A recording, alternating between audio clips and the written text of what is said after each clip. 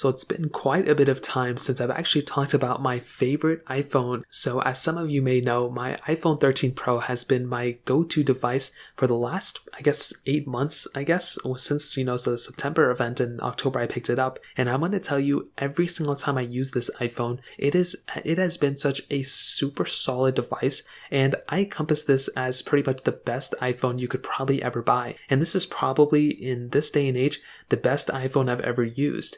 Now, it's not been perfect, but I do think with my iPhone 12 Pro that I was coming off from, it really wasn't that great of a phone. I really do kind of miss my 11 Pro, to be honest, when I was using that phone. And with my 12 Pro, it just had that battery issue, and it just didn't seem like that big of an update. The body changed, we got the flat sides and everything, but with my iPhone 13 Pro, this device not only fixed pretty much everything that I had wrong with my previous phone, but I actually gotten such great performance, such great stability. The ProMotion display has been awesome, and one of the best things about owning this phone is the future of this device. Now, all the rumors for the iPhone 14s are suggesting that the iPhone 14 Pro is going to be getting that A16 chip, which is awesome, but it's looking like the iPhone 14 is probably going to end up getting the A15 Bionic chip that's within the iPhone 13 Pro. So why is that important? Well, if that ends up being true, which it probably is in some form or fashion, this will probably mean that the iPhone 13 series, and in my opinion the 13 Pro series,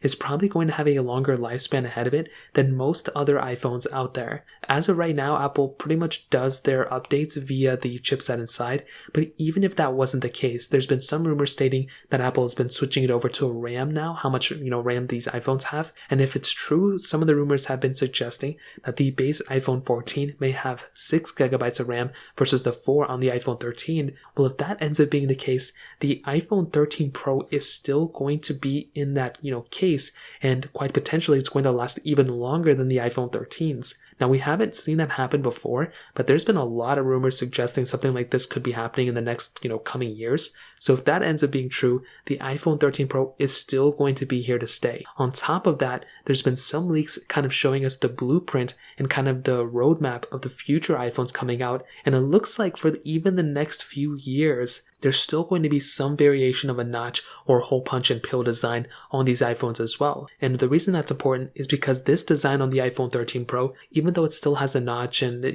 may not look like the best iPhone compared to others in the market, it still makes me happy knowing that you can buy something like an iPhone 13 Pro with amazing battery life, amazing build quality, and amazing display, and even a few years later, it's necessarily not going to feel like a super old or outdated device.